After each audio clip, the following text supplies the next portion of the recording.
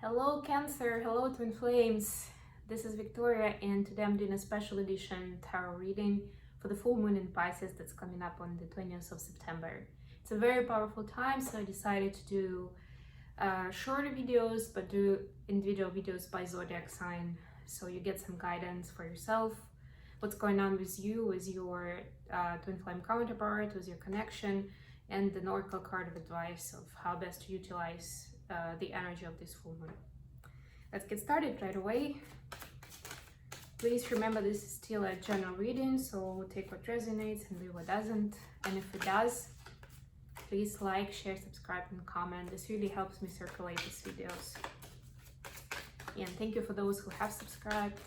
Thank you for supporting my channel.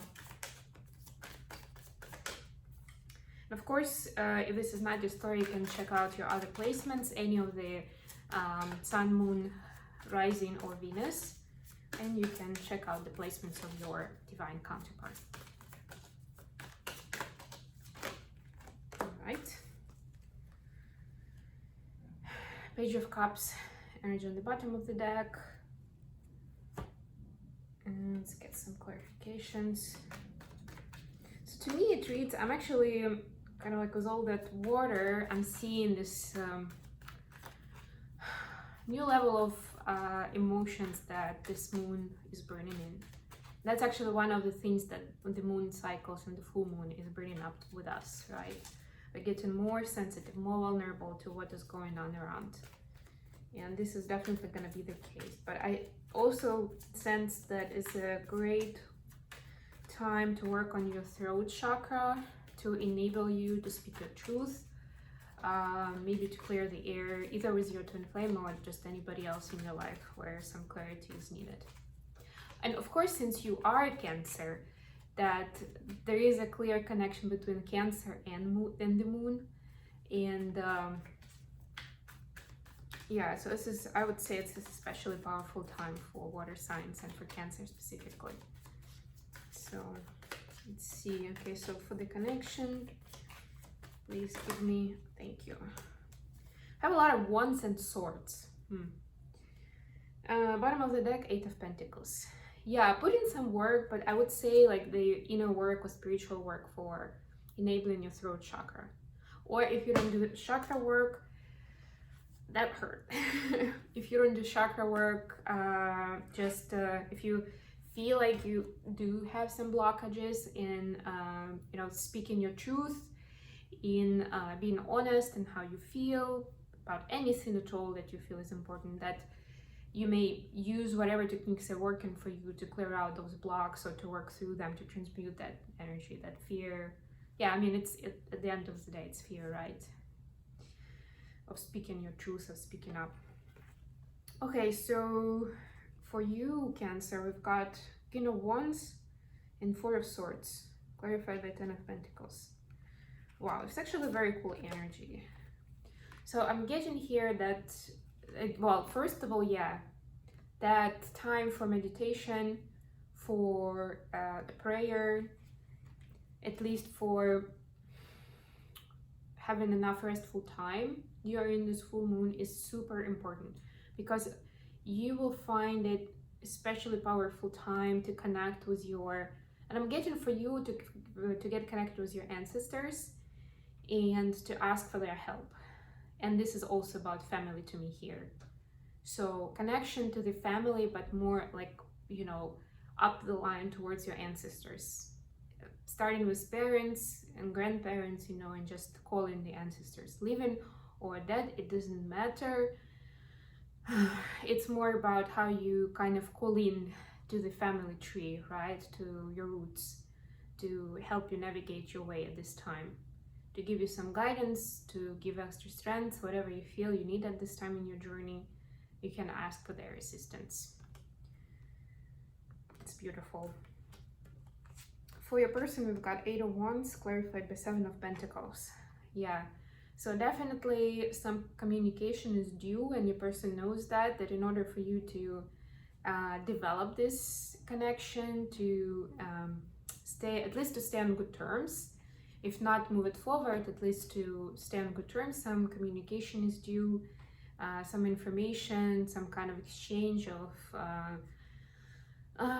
not necessarily feelings, but of like opinions and where you are right now in life and how you see each other, right, is needed.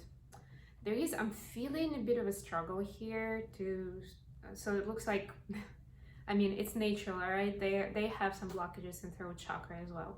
That communication is wanting to come through, but there is some fear on your person's behalf. So remember, when you're doing your chakra work, working through chakras, it helps your twin flame as well. But if you don't get communication, and that's something that you were expecting for one another reason, just remember that this is, they do want to communicate, but it's harder than it looks, so it might take some time. Just get delayed, that's all. For the connection, we have Eight of Swords, clarified by Seven of Wands.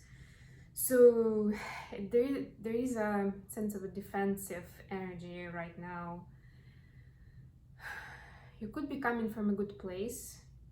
It could even be for both of you. So each of you is kind of on defenses about something that you cherish in your life, and you feel that this connection, you feel threatened by this connection, that is gonna fall.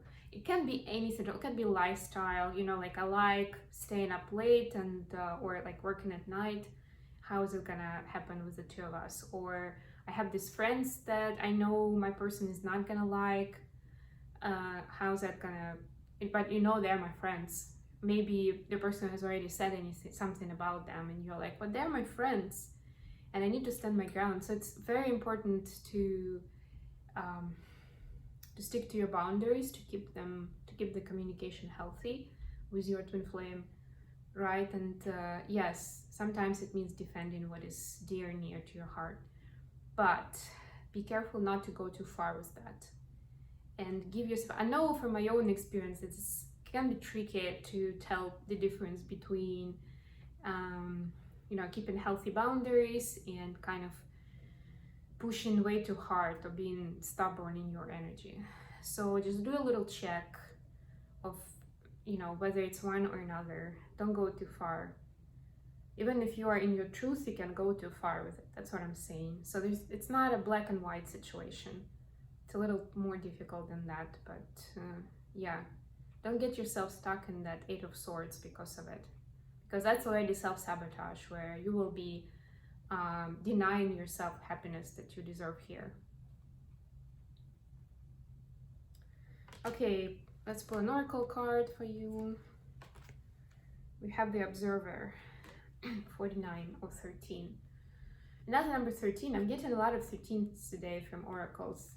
Another transformation energy, observations. Of course, this is a lot about observing who is coming into your life during these few days, what is happening, how you feel about it, right? That's where it starts. Especially if you're new on the journey, if you're still figuring out how to do spiritual work, inner work, this is your first clue. Observe.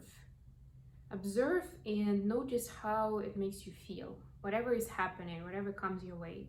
Keep a diary, you know, notice things. Does it make you feel good? Why? Like, you know, dig a little deeper.